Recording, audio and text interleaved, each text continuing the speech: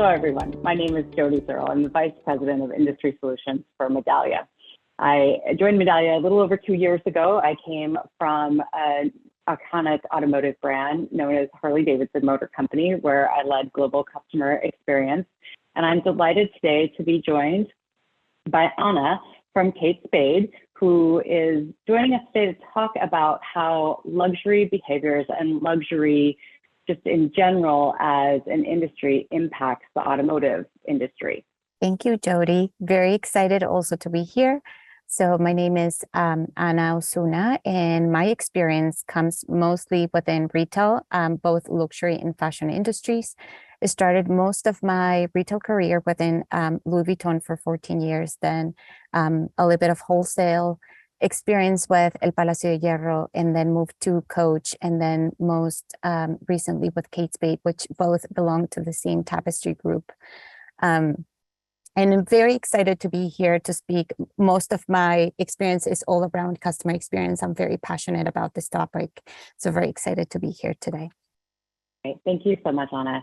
And I think as we set the stage here about what we would like to make sure that we're covering is grounding us in the principle and the concept that luxury travels in tandem.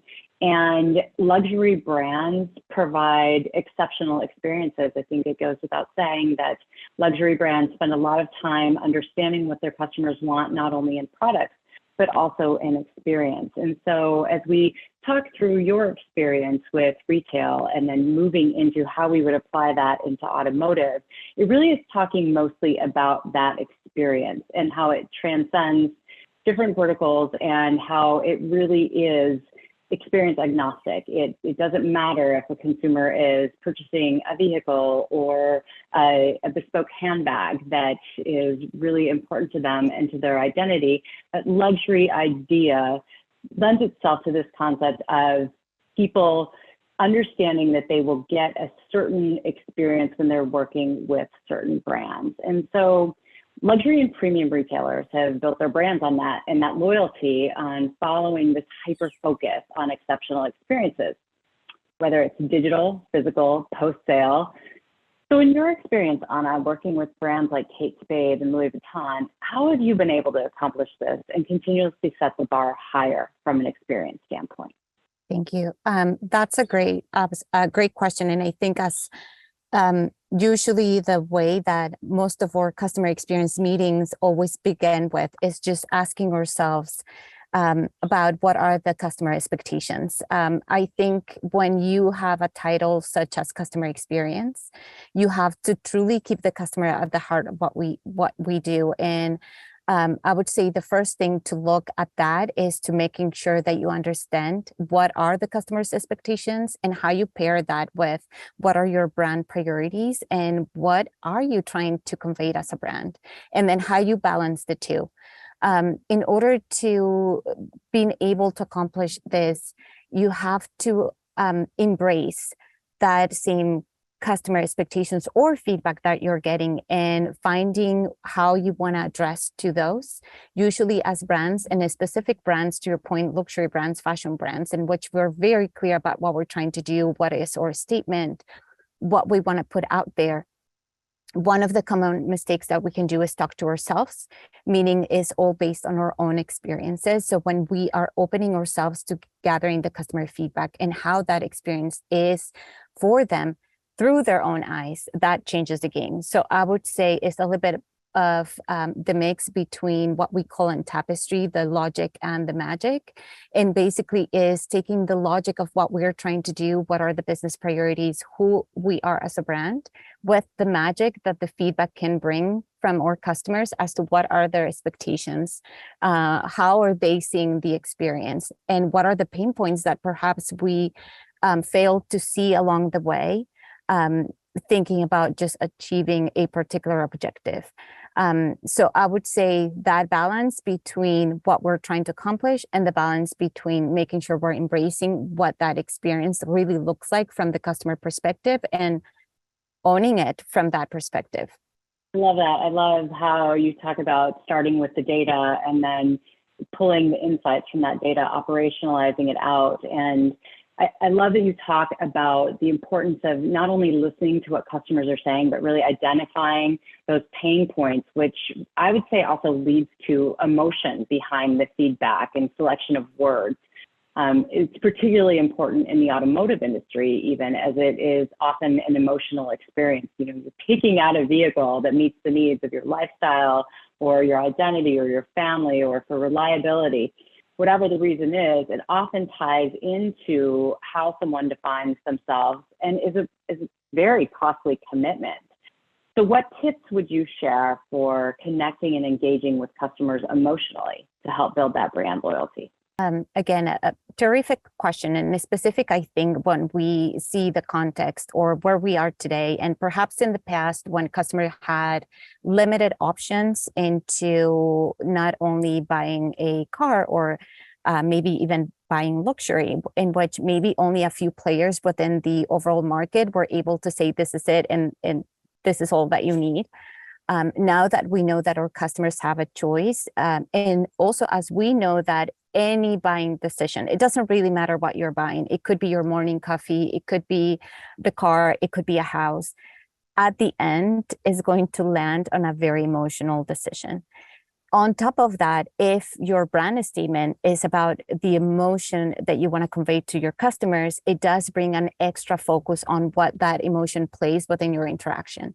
In the case of Kate Spade, for instance, we have made our company ethos the fact that joy colors life, and we strongly believe that everything that we do needs to bring joy. So if that's the case, then we have to make sure that we're taking that emotional component into the whole mix of not only how we create products, but also how we sell them, how do we interact, how do we do every single touch point in which we're creating that joy. And we also need to understand how those emotions are playing out from a customer perspective. Every single word, every single emoji, every single way in which we communicate your body language all convey different emotions as to how we feel about certain situations. So what we have done in specific with Kate Spade is making sure that we're not only conveying those emotions through all the communication that we create that is customer facing, but then we're also training our teams internally to make sure that they can pinpoint as to what are those emotions that are coming through via the feedback or the reactions or the moments when a customer has made their decision. Is that comment, a reflection of excitement, or is that comment a reflection of disappointment, or maybe is that a comment in reflection of something that may have happened even before the interaction with the customer? So regardless of what it is, we want to make sure that we are acknowledging whatever is the emotional state that is happening with our clients, and then we want to be able to create some joy with that. So we would either join them in the celebration if they're, happily celebrating the fact that they just purchased their first bag and they're so excited about us being able to make it happen in a joyful way, or whether it is just moving them perhaps from if they're feeling low within a 5 and we want to move them at least to a 7, just so that they feel better, that if they were not having such a great day, but they stop with us along the way, at least we know that we left them feel a little bit better than when they started the interaction with us. So definitely not only us understanding what we're trying to move or what emotions we're trying to evoke as a brand, but also what emotions our customers are using when they're choosing to communicate with us. I like something you said in there so much, and you mentioned that how you get the data to your employees and empower your employees to deliver on those moments that matter along the way. Can you talk for just a minute about how you use this kind of data to impact how your employees feel about delivering that joy? Yeah, absolutely. So we often look at not only what are the keywords that our customers are using, whether it is words that are related at the level of the brand, or maybe those words are related to the level of the product, or maybe those words are related to the level of the interaction. So whichever that is, we want to make sure that we're identifying what does that mean from a customer perspective. So it's beyond just let's say, rating or data that we can get from our customers, whether it is the amount of the transaction, but what are the specific words that they're choosing to share with us. So if we hear that our customers, and this is something that we empower our associates quite a lot, if a customer is using a word to describe or a stylist as, let's say, friendly, we want to understand what friendly means for that customer. Does friendly means that you're just a happy person within the shop floor, or does friendly means that you're approachable, warm, or acknowledgeable as well? So what does a friend do for you? So we take a lot of in-depth analysis that we constantly share with our teams beyond the feedback that they get through their fingertips through Medallia, but we also take more in-depth analysis on the insights to be able to dissect what that means for the customer.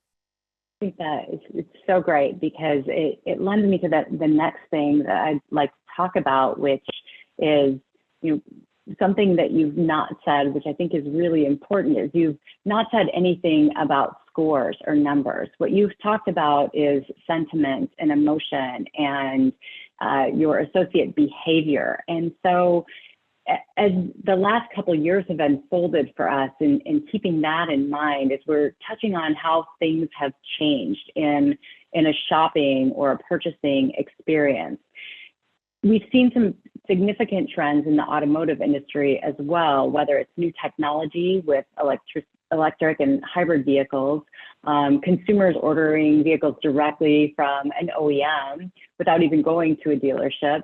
It shows that customers generally are looking for different ways to shop and purchase things, particularly in automotive. Can you talk about how you've been able to incorporate getting to that customer on their personal level and really customizing that experience for them along the way? What have you learned that can help automakers anticipate customers' wants and needs in a real effortless and authentic way, like you're doing at Kate Spade? Thank you. So one of the words that we quite hear now often, and in a specific, I would say it definitely got a lot of attention through the pandemic, and we hear omni-channel, and we hear the opportunity to either be, do we want to be more physical? Do we want to be more digital? And the way that we understand that to be, and how customers are changing also their needs or expectations around what type of product or services they're using or choosing to explore one way or the other. Reality is that, yes, there is a lot more digital behaviors that were perhaps fine-tuned due to what we experienced through the pandemic. So our customers are a little bit more digital savvy, absolutely. Question is that still the preference? And what we have seen lately is that customers do appreciate or value every interaction point with the brand, regardless of what that is, whether it's through digital, whether it's face-to-face, whether it's through the phone. It doesn't really matter for them. They're just talking to the brand. More so, we have identified also on our analytics that new generations really don't even see the silos that we usually see in the channels. So for instance, us in fashion, we normally speak about or full price versus outlet. And for new generations, for them, they don't even understand that there might be two different price settings, whether it's outlet or a full price. For them, it's Kate Spade. So now that we understand that, definitely for customers, those channels of way of thinking that we created within the brands are a little bit more blurred. For them, they're just having an interaction with the brand. That definitely sheds the light on the importance of us understanding what is the type of need that we're solving, regardless of the type of interaction that the customer is needing to have. So understanding omni-channel and what are the expectations, whether it's physical, digital, a combination of both. It's really understanding what is the value proposition that the customer is looking for in every single one of them. So if it's through, let's say, buying a car through a digital experience, what are the specific needs that are pushing these customers to say, I'd rather have this digital experience once and done versus actually going inside the car. So we have to think about what does that mean? Why would a client will need to go through that digital experience instead of having that interaction? So what are the not only, I would say, the customer expectations as to what channel they're choosing, but also what are the specific processes that we ourselves have put in place that are helping or not helping customers having a certain behavior where they want to purchase. So one of the things we have noticed, and specific with the data that we're getting from Kate Spade, is that customers most likely will join, for instance, our outlet stores when they're thinking about gifting, right? So maybe you're trying to take more value out of the your money, and you want to give a little bit more love to people with maybe being safe with your wallet. Whether when you're looking to celebrate yourself, most likely you will go to a full price. Now, does that relates as to what is your capacity or your possible amount of transaction? No, it's just what decision you're using to buy in one channel or the other. Again, specifically for new generations, there's not such thing as a full price or a discounted store. So for us to be aware about those things and making sure that we are able to address what are the needs and the reasons why customers are choosing to purchase one channel through the other, making sure we keep a consistent level of or brand proposition regardless of the channel, and then making sure from there we tailor to what the customer is looking for, is definitely one of the reasons in which we take omni-channel so seriously into what we're doing. So great. Thank you so much for that. So many of the things that you just said really resonate, I think, for automotive, just this idea around different shopping habits for different types of consumers and how you have to personalize that and meet the consumer where they are and understand what's really important to them. And one thing that we realize and that we're hearing really across industries, whether it's retail, travel, hospitality, manufacturing, automotive, it doesn't really matter. One thing we're hearing a lot about that's important to consumers is around diversity, equity, and inclusion. And I know that Kate Spade prides itself in celebrating and empowering women. In fact, we also know that the general workforce is made up of about 50% of women, but only about 25% in automotive. So could you talk a little bit about why you think it's really important that organizations embrace diversity, both internally and in their external practices, and why it's such a huge opportunity here in the automotive industry? Absolutely. And I think as a brand, we're always so loud and proud about what we believe in. So not only Joy Colors Life, but we truly believe that on women's empowerment, and especially that women empowerment through mental health.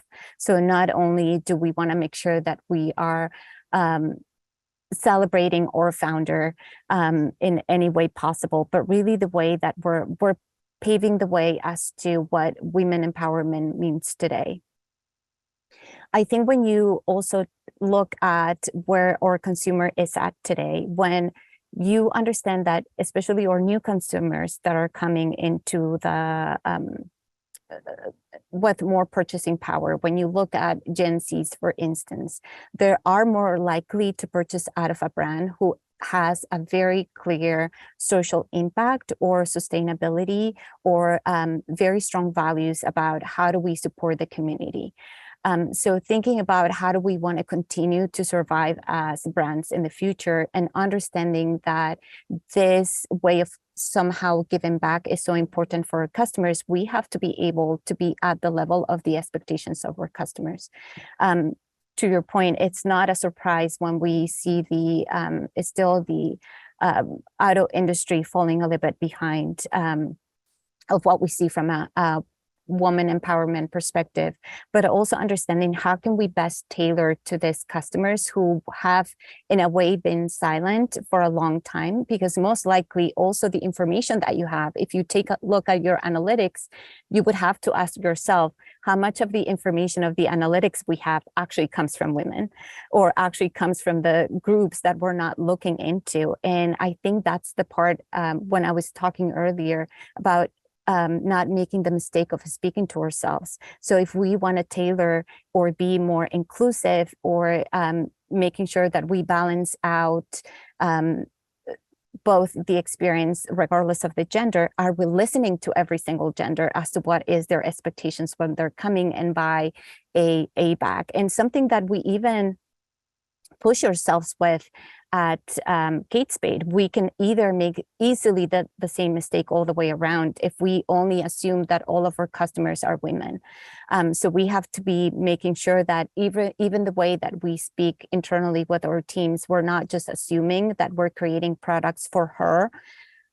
We have to make sure that we're creating products for them. So that's something that I would strongly suggest for this industry to take a look and say, how much can we adapt and listen to what women today need, want, making sure, and again, I don't know the data to my heart, but probably the people in the room will know how many women actually are the end user of a car. And then do we have enough feedback to understand if they were to come straight to buy a car, what would be the expectation that they have, and how do we best tailor to that? We've seen some market research numbers that say up to 60% of car buying decisions are really driven by women. So it's a powerful voice. I really appreciate that perspective. Let's just switch gears a little bit. Can you tell us in your own words, because I think it is, but why you think Kate Spade is such a special brand? It is so, I feel so privileged, first of all, to be able to work with a brand that, as I mentioned, those care so much about women empowerment, even within the fashion industry that you may think, or the luxury industry that you may think, oh, for sure, there's a lot of feminine energy around, which in a way is true. However, when you think about the proposition that we put out there, or when you think internally from the workforce, once you get into a higher levels, most likely you will still find a lot of masculine presence and very few opportunities for women. One of the first things that for me was an eye opener when I started my whole interview process with Kate Spade is that every single person, VP, all the way up to the CEO, and today, or Tapestry CEO, which is the CEO of the group of Coach, Kate Spade and Stuart Weitzman, being all empowered and strong women, definitely inspired me to be able to contribute to what that means, not only as a woman, but also being Latin, just coming into the US a decade ago, and then just finding a brand who strongly believes in making a change and going beyond the products. Really great. Thank you for sharing that. Are there anything else or any other things you'd like to share with us around customer experience initiatives that you're particularly proud of that Kate Spade or the Tapestry brands have done? Absolutely. I mean, we have just, I would say, embraced all the customer feedback that we're getting. And I mean, happy to share that our customers are so eager to share their feedback and what can we do better for them. So we have definitely taken specific actions that we're very proud of. One of those is really thinking about that omni experience. One of the feedbacks we were getting, and we are continuously trying to adapt and improve, is about the digital experience. Our customers, they definitely want to go beyond the transaction that they can do within the site. They want to know more. They want to understand more about the product. How does it fit? What does it goes inside? So again, it blurs the lines as to what experience you will have in the store. And now they're also having that expectation that they want it online too. So basically what we're doing now, we worked in a couple of things to make sure that we're not only improving the images of the product, so customers not only see the product by itself, but they see different things that can fit in there. So we take what we normally would somebody will carry on their back. We also have different sizes, different people showing the product, so you can understand how it looks to different bodies, different sizes. we're also adding small videos from, or a stylist at the store is speaking to these customers online, letting them know how that works, what is the experience. So again, blurring those lines have been quite incredible. And for the few small items that we have been able to improve within the online experience, we have seen a higher conversion, which we're very happy to know that we're making the changes into the right place. On top of that, and I would say one of the things that we're also very proud about is as a way to also measure all the changes that we're doing within our store teams and how we're educating them to be more emotionally intelligent. Again, if we are so strong about the type of emotions that we want to convey when a customer has an interaction with us, we want to make sure that they're able to see what that means, to be able to convey those moments. So we're actually going right now into a full update on what that store interaction means and looks like for customers, making sure that the emotion enjoy colors life is at the heart of what we do. So amazing. Thank you so much, Anna. We could not appreciate our partnership more than what we do with you, but certainly your time and your willingness to share these insights and thoughts with us today. Really, really appreciate it. Thank you, Anna. My pleasure. Thank you for having me.